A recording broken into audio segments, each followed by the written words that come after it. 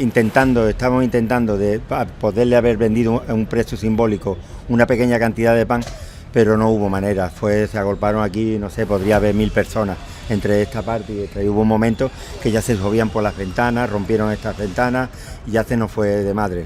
Un panadero de Ceuta tuvo que cerrar su negocio a la fuerza mientras los antidisturbios sacaban a la gente de dentro. Y ahora, semanas después, se enfrenta a una segunda mala noticia. Es muy probable que no cobre un euro por lo que perdió. La razón está escondida en la letra pequeña de su seguro, en una cláusula que la mayoría de comerciantes ni siquiera sabe que existe. Hoy os cuento por qué su caso no es una excepción, y por qué a él, y a muchos como él, el seguro puede dejarles completamente fuera. Se llama José Manuel Ruiz, y no es un caso aislado. La noche del 31 de julio, varios sindicatos policiales describieron una respuesta tardía ante el caos que vivió Ceuta. Hubo viviendas ocupadas a la fuerza, comercios con la persiana bajada por miedo y un apuñalamiento cerca de un colegio que quedó grabado y se volvió viral. Esa misma noche, media ciudad decidió no abrir, y la que abrió lo hizo con miedo. El gobierno ha empezado ahora a contar cuántos negocios como el de Ruiz han sufrido daños, y detrás de ese recuento hay una pregunta que todavía nadie contesta. ¿Cuántos de ellos van a cobrar de verdad? El presidente de Ceuta, Juan Jesús Vivas, trasladó la situación directamente a Pedro Sánchez, que viajó a la ciudad y anunció que el gobierno estudiaría qué políticas activar para compensar a los pequeños comercios y autónomos afectados. Dijo, textualmente, que iban a analizar qué se podía habilitar desde el gobierno de España. Fijaos en la palabra analizar. No anunció una partida, no dio una cifra, no puso una fecha. Y eso, para un comerciante que lleva días sin abrir la caja registradora, no es una respuesta, es una promesa sin plazo. Ahí es donde empieza el verdadero problema de este vídeo. Si te interesa seguir de cerca cómo evoluciona esta crisis en España, suscríbete, porque esto no ha hecho más que empezar. Volvamos al terreno. La Cámara de Comercio de España se sumó hace apenas un día a la petición de ayudas para Ceuta, hablando de un tejido económico golpeado y de inversores que ahora dudan si apostar por la ciudad. Y aquí llega el primer dato que de verdad importa, el que casi nadie ha explicado bien. No todos los comerciantes van a cobrar igual, y algunos, directamente, no van a cobrar nada. La razón está en la letra pequeña de sus pólizas. Cuando un negocio contrata un seguro multirriesgo, lo normal es que cubra incendio, robo o rotura de cristales. Pero hay una categoría distinta, la de los daños causados por alteraciones del orden público, tumultos o actos vandálicos masivos. Y ahí, muchas aseguradoras aplican exclusiones específicas.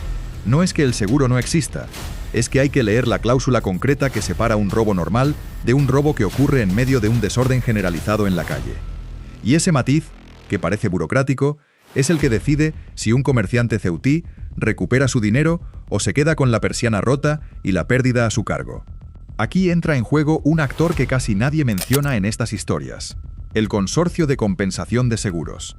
Es la entidad pública que en España responde ante los llamados riesgos extraordinarios, entre ellos los disturbios y tumultos populares, cuando la aseguradora privada no cubre ese supuesto.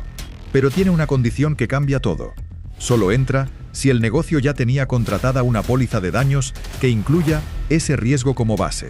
Y en el caso de comercios, oficinas e industrias, aplica una franquicia, es decir, una parte del daño que el propio dueño tiene que asumir de su bolsillo antes de que el consorcio pague el resto. Para una vivienda, esa franquicia ha desaparecido. Para un comercio, no. Así que el comerciante que peor lo tiene no es el que sufrió el robo más grande, sino el que nunca contrató ese tipo de cobertura, o el que la tiene, pero no sabe que existe la franquicia hasta que presenta la reclamación. Esa es la primera revelación de este vídeo, y conviene que la tengáis clara antes de seguir. En Ceuta, ahora mismo, hay negocios con exactamente el mismo destrozo en el escaparate que van a recibir indemnizaciones completamente distintas. Y la diferencia no la marca lo que pasó esa noche, sino un papel que firmaron hace años sin prestarle demasiada atención. Mientras tanto, la ciudad intenta volver a algo parecido a la normalidad, y lo está haciendo a cuentagotas. Varios comerciantes han hablado de hasta un 50% de cancelaciones en reservas y actividad, según ha recogido esta semana la prensa económica local. La imagen de Ceuta como destino, tanto turístico como comercial, ha encajado un golpe que no se mide solo en cristales rotos, sino en contratos que no se firman y en clientes que no llegan. Ese es el daño invisible. El que no sale en las fotos de la persiana reventada, pero que puede pesar más a medio plazo que el propio saqueo. Y aquí aparece el segundo bucle. Si el gobierno está contando comercios y estudiando ayudas, ¿por qué la respuesta es tan lenta?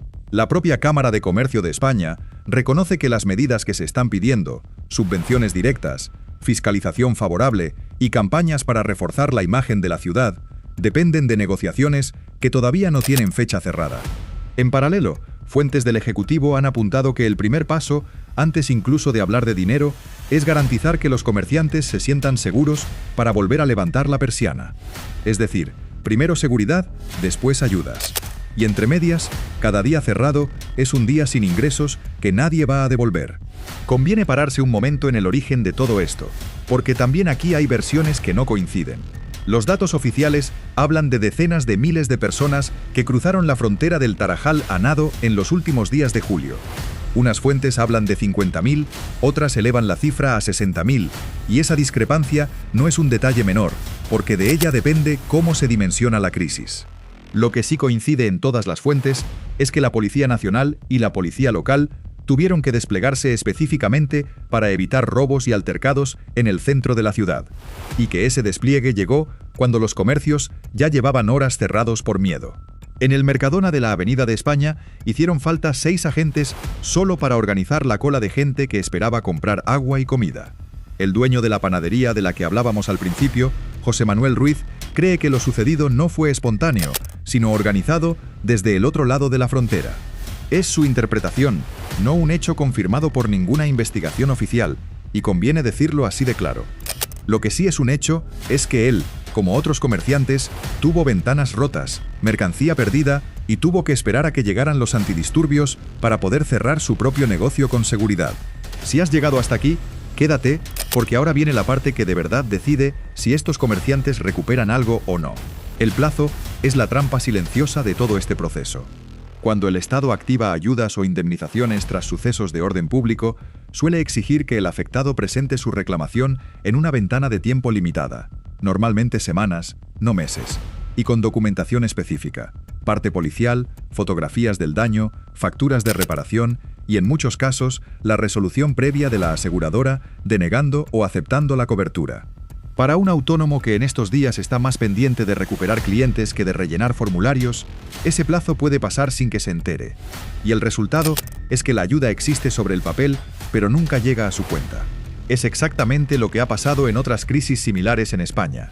Se anuncia la vía de indemnización, se abre el plazo, y meses después, la mitad de los afectados ni siquiera ha llegado a presentar la solicitud completa.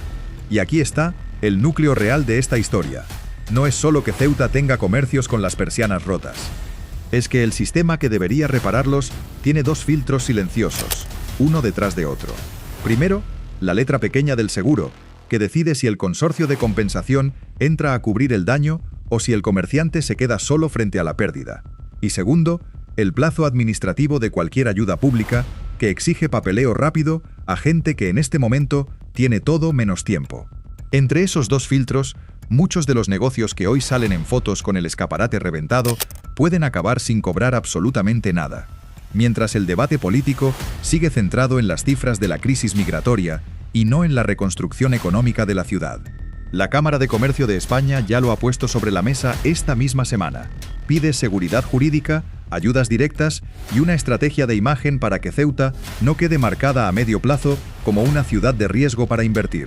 El gobierno, por su parte, sigue en fase de recuento y de análisis, sin haber concretado todavía ni el importe ni el plazo de las ayudas prometidas. Y mientras tanto, cada día que pasa sin resolución es un día más en el que el comerciante que arregló su escaparate con dinero propio no sabe si algún día se lo van a devolver. Así que la pregunta con la que empezaba este vídeo tiene, por ahora, una respuesta incómoda. Si la póliza de Ruiz no incluye como base los daños por alteración del orden público, ni la aseguradora ni el consorcio de compensación de seguros van a poner €1 por muchas ventanas que le hayan roto. Otros comerciantes de Ceuta, con una póliza distinta, sí entrarán dentro de ese mecanismo y cobrarán. Y la diferencia entre unos y otros no la va a decidir la gravedad de lo que sufrieron esa noche, sino el papel que firmaron mucho antes de que empezara todo esto. Esa es la verdadera factura de Ceuta, no solo la de los cristales rotos, sino la de quién tiene la letra pequeña a su favor y quién, como Ruiz, puede quedarse sin cobrar nada. Y esa cuenta, de momento, sigue abierta.